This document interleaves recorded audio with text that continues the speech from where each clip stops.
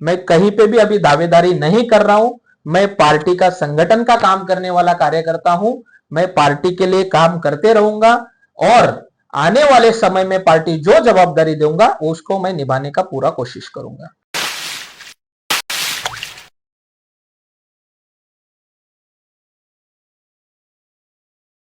नमस्कार, मैं हूं दिनेश कुमार। आप देख रहे हैं सुरभि सलोनी। वसई विरार महानगर पालिका का भी चुनाव नजदीक आ गया है। उससे तो पूरे महाराष्ट्र में नगर निगम के चुनाव लग गए हैं और सभी पार्टियां अपनी अपनी तैयारियों में लग गई हैं। वसई विरार में लंबे समय बाद भाजपा का विधायक मिला है और भारतीय जनता पार्टी यहाँ पूरी तैयारी से पूरे दमखम के साथ चुनाव मैदान में उतर रही है। हमारे साथ हैं सतीश भोंडवे जी, जो भारतीय जनता पार्टी के पुराने नेता हैं, कार्यकर्ता रहे हैं और बड़ी शिद्दत से पब्लिक के मुद्दों को उठाते रहे हैं। सर, स्वागत है आपका।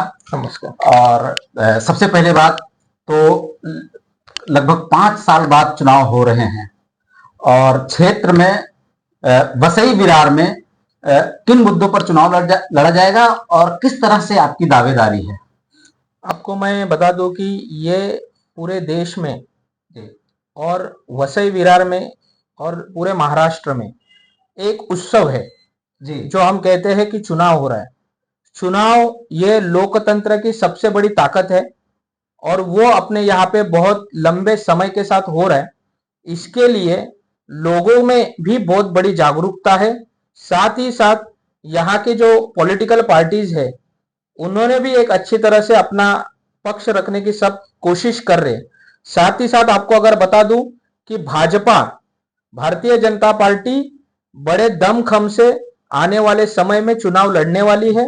हमारी पूरी तैयारी है, क्योंकि अगर आपको पता है तो लोकसभा के साथ ही साथ वसई में बहुत बड़ा परिवर्तन हुआ है। लोकसभा में हमारे सांसद चुन के आए थे, वसई विरार में हमारे विधायक चुन के आए थे और ये सब चुनाव में लोगों ने भर भर के वोट बीजेपी को दिया है। इसके लिए हम बहुत ही पॉजिटिव है और चुनाव के लिए तैयार है। क्या मुद्दे होंगे, लोकल क्या मुद्दे होंगे जिन पे वसई विरार महानगर पालिका का चुनाव लड़ा जाएगा? देखिए, वसई विरार के अगर आप मुद्दों पे बात करोगे तो हमारे जो सांसद है वो 2 साल पहले और विधायक हमारे 1 साल पहले आए हुए हैं जी। पिछले 30 से 35 साल यहाँ पे एक ही पार्टी की सत्ता थी जी। जो लोग आज बोल रहे हैं कि 1 साल में आपने क्या किया है, उनको मैं कहना चाहता हूं कि 35 साल जी आप तो चुप बैठे थे। 35 साल किसी को कुछ बोलने का अधिकार नहीं था जी। आज हमारे जो आमदार है वो पूरे वसई विरार में काम कर रहे, लोगों में जा रहे और जो जो करना चाहिए, अगर हमको एक अच्छा परिसर, एक अच्छा प्रभाग और एक अच्छा शहर बनाना है तो उसके लिए जो कड़ी मेहनत कीनी चाहिए वो हमारे आज आमदार कर रहे। साथ ही साथ हमारे आमदार को ताकत देने की कार्यकर्ता हमारी मेहनत कर रहे। भारतीय जनता पार्टी आज से नहीं, पिछले कई सालों से वसई विरार में सक्रिय है और लोगों के लिए काम कर रही है। आपके हिसाब से मुख्य मुद्दे क्या हैं जिन पे आप लोग चुनाव लड़ने के लिए तैयार हैं? क्या क्या क्या मुद्दा उठाएंगे? सबसे पहले यहाँ पे जो हम कहते हैं कि लोगों को पानी की एक किल्लत थी जी, लेकिन कहीं ना कहीं केंद्र की अमृत योजना थी जी। साथ ही साथ जो यहाँ के जो अलग अलग तरीके का डिस्ट्रीब्यूशन था पानी का, उसके जो लीकेजेस थे उसके ऊपर काम किया गया। अमृत योजना 1, अमृत योजना 2 के तहत लोगों को पानी दिया गया है। उसके लिए सेंट्रल गवर्नमेंट ने फंड दिया है, उसके लिए स्टेट ने फंड दिया है और वो पानी की जो किल्लत थी उसको कहीं ना कहीं खत्म करने के इरादे से भारतीय जनता पार्टी के विधायक और सांसद ने पिछले कई दिनों से उसके ऊपर काम किया है। दूसरा विषय है कि यहाँ पे हॉस्पिटल्स, अगर आपको पता रहेगा तो वसई विरार में अगर तुमको कहीं कुछ करना है या कोई बीमार होता है तो हमें जाना पड़ता है एक तो मीरा रोड या फिर मुंबई जी। अगर आप जो शहर में रह रहे हो, आपको समझ में आना चाहिए कि आप 30-35 साल से यहाँ का जो पॉपुलेशन है वो आज 30 लाख के आसपास है। आप अगर इतने सालों में एक हॉस्पिटल नहीं बना सकते 500 बेड का, 250 बेड का, ये पिछले 35 सालों का लोगों का फेल्यूर है।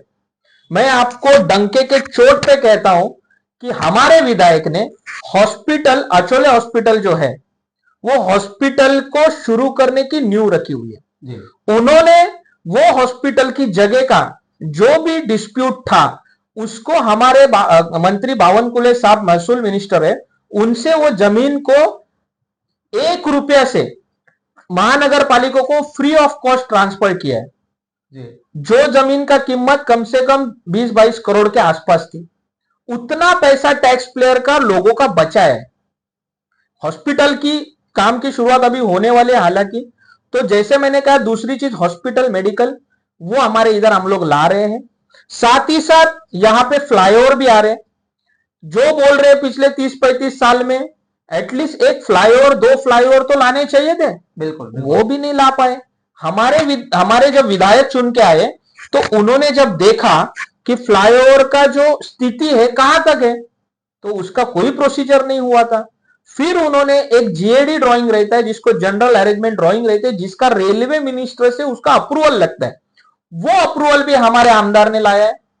उसको लगने वाला जो बजट है, खर्चा, उसका भी प्रोसीजर अभी शुरू है। तो आने वाले समय में वो फ्लाईओवर भी अपने वसई विरार को मिलने वाले हैं। तो इंफ्रास्ट्रक्चर हो गया, मेडिकल हो गया, वाटर फैसिलिटी होगा, एजुकेशन में भी काम कर रहे हैं। म्युनिसिपल कॉर्पोरेशन बहुत सारे स्कूल एक्वायर कर रहे हैं, जहां पे कुछ रिजर्वेशन है स्कूल का, वहां पे नए स्कूल बना रहे, एग्जिस्टिंग जो स्कूल है उसको डेवलप कर रहे। तो ये सब काम हमारे विधायक आने वाले समय में भी करने वाले और अभी कर रहे। जी। वसई विरार और नालासोपारा का एक मुद्दा है कि पानी भरना, इसके अलावा यहाँ की बिजली व्यवस्था है। ठीक है, पानी तो हो गया, पानी की समस्या, बिजली व्यवस्था, सड़कें जो है बदहाल है पूरे नालासोपारा वसई विरार के। अगर हम जाएं, अगर हमको हाईवे पे जाना है तो बड़ी दिक्कतों का सामना, उसके लिए क्या योजनाएं हैं? अगर आप जीत के आते हैं और आपकी महानगर पालिका में सत्ता होती है तो उसके लिए क्या? देखिए, आपको मैं बता दूं, सड़कें जो खराब है उसका एक रीजन ऐसा है कि जो बारिश है इस साल नवंबर तक चल रही थी जी। और जहां पे हमें सड़कों को भरना है, सड़कें की मरम्मत करना है ना, वहां पे बारिश सबसे बड़ा एक बैरियर था जी। कहीं ना कहीं जब रास्ते भरने जाते थे वो बारिश के वजह से वो वापस उखड़ जाते थे। अभी वो थोड़ा सा अपने को रिलीफ मिला है, बारिश रुक गया है। आपने अगर देखा रहेगा, आपके मीडिया के चैनल ने, बहुत लोगों ने दिखाया है कि पूरे वसई तालुका में रास्ते का मरम्मत का, पैच वर्क का काम शुरू हो चुका है। जी जी। ठीक है, तो आने वाले 15-20 दिन में आपको जो रास्ते का जो दिक्कत हो रहा है वो दिक्कत खत्म हो रहा है, क्योंकि हमारे विधायक है उन्होंने उसका पर्सनली पाठपुरावा किया है।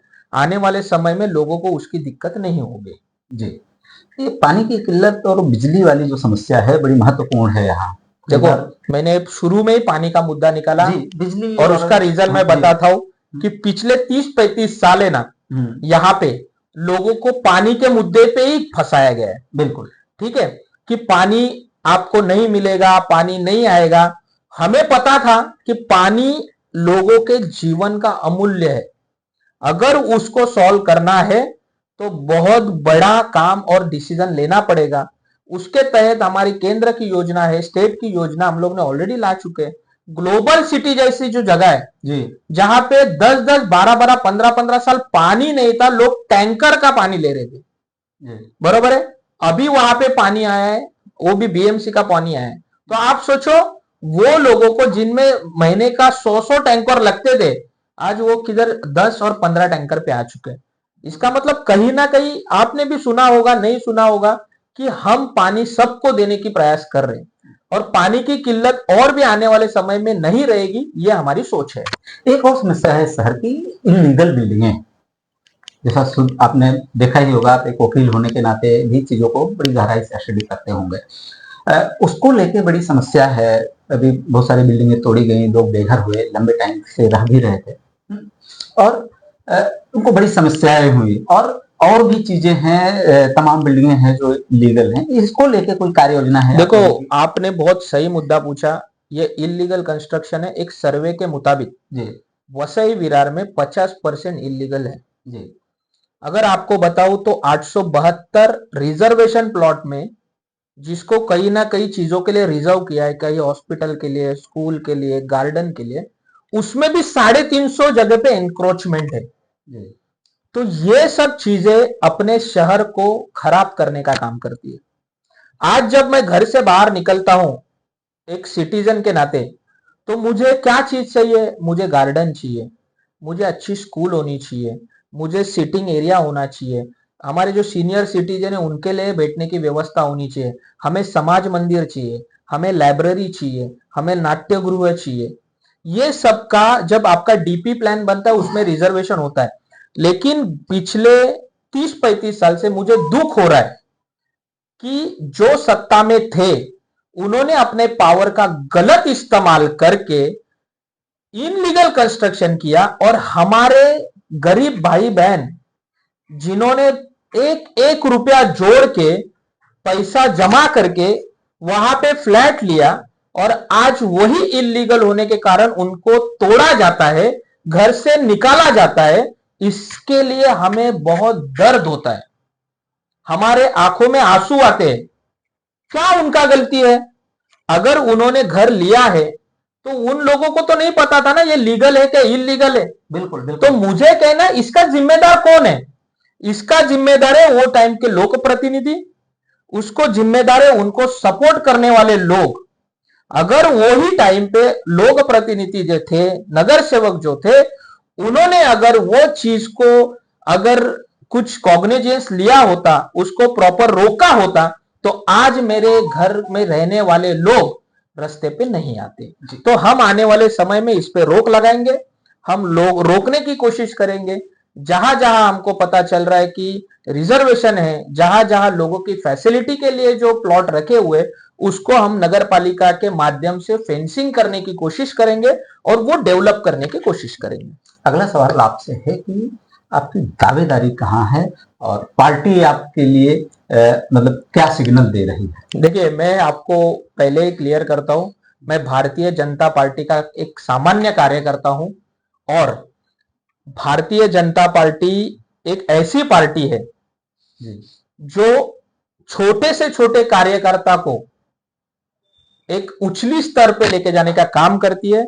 मैं कहीं पे भी अभी दावेदारी नहीं कर रहा हूं, मैं पार्टी का संगठन का काम करने वाला कार्यकर्ता हूं, मैं पार्टी के लिए काम करते रहूंगा, और आने वाले समय में पार्टी जो जवाबदारी दूंगा उसको मैं निभाने का पूरा कोशिश करूंगा। बहुत बहुत धन्यवाद सर हमसे बात करने के लिए, और बहुत बहुत शुभकामनाएं आपको। धन्यवाद।